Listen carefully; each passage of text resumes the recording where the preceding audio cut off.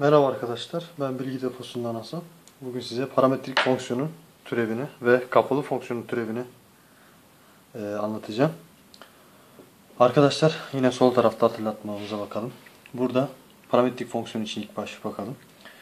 Burada y fonksiyonu t'ye bağlı. Burada x fonksiyonu da t'ye bağlı. Y'nin x'e bağlı olduğu fonksiyonun türevini yazarken dy bölü dx, yani şöyle, bunun türevi de dy bölü dt oluyordu.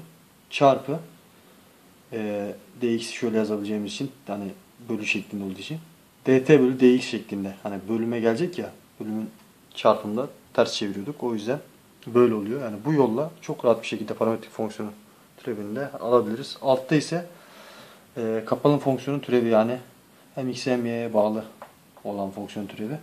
Bu ise eksi üst taraf için x'e göre türev alıyoruz. Bölü alta da y'ye göre türev alıyoruz. Bu soruda onu da göstereceğim. Daha rahat anlayacaksınız. Hemen birinci soruya geçelim. Birinci soruda fonksiyonumuz mutlak değer içinde. Eski konulara da bağlı. Güzel bir soru. Hemen şöyle yapalım. Fonksiyon şurası gelmiş. Evet. Fonksiyonumuz bu. Hemen alalım. Bize dy bölü dx'in t eşittir 1 de değerini soruyor. Hemen bunu şöyle yazamaz mıyız arkadaşlar? dy bölü dt bölü, yani şu dx bölü dt şeklinde yazabiliriz. Bu da dy bölü dx'e eşit olur. Böyle çözelim hemen arkadaşlar. Birincinin türevini alalım. Mutlak değer içinde olunca nasıl alıyorduk arkadaşlar türevi? Bir değerini verelim. Eğer içerisi negatifse dışarı negatif olarak eksiyle çarparak çıkartacağız mecburi. Çünkü negatif olduğu için. Hemen t eşittir 1 için cevabımız eksi 1, eksi 3, eksi 2 geliyor. Demek ki negatif dışarı eksiyle çarpılmış hali çıkacak. Yani hemen türevini alalım. Şöyle ilk baş bir çıkartayım. T küp artı 2t eksi 1 şeklinde çıkar. Birincisi. İkincisi ise bir değerini verdiğimizde direkt 3 olduğu için direkt pozitif alıyoruz. Bunu t kare artı 2t şeklinde çıkartabiliriz arkadaşlar. Şu y bölü x. Bundan ayrı ayrı türevlerini alırız hemen. Dediğim gibi. Burada ise aldığımızda 3 t kare artı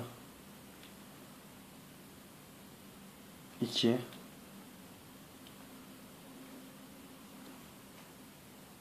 3t kare artı 2 bölü 2t artı 2 şeklinde olur.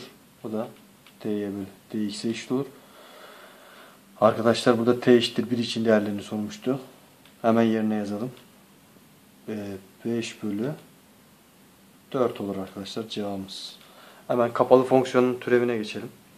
Burada kapalı fonksiyonla ilgili şurada açıklamıştık. Üst taraf ilk baş fonksiyonun, şu fonksiyonun x'e göre türevini alıyoruz. Yani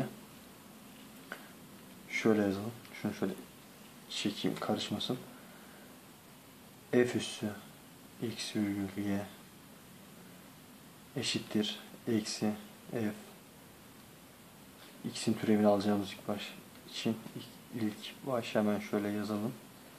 X'e göre türev aldığımızda kosinüs 3x'in türevi 3 çarpı x'in türeviydi. Eksi sinüs 3x oluyordu. Burada x ile bir terim olmadığı için direkt 0 gelir. Taban ise y'ye göre türev aldığımız için arkadaşlar y'nin türevi, burada sadece sin y var, y'li bir terim. O da kosinüs y olur arkadaşlar. Biz de burada soruda ise bu fonksiyonun türevinin x eşittir pi bölü 2, y eşittir pi bölü 3 değerlerini soruyor. Yerine yazalım. F üssü pi bölü 2, y'nin ise pi bölü 3 olan değerini yazalım. Burada sinüsün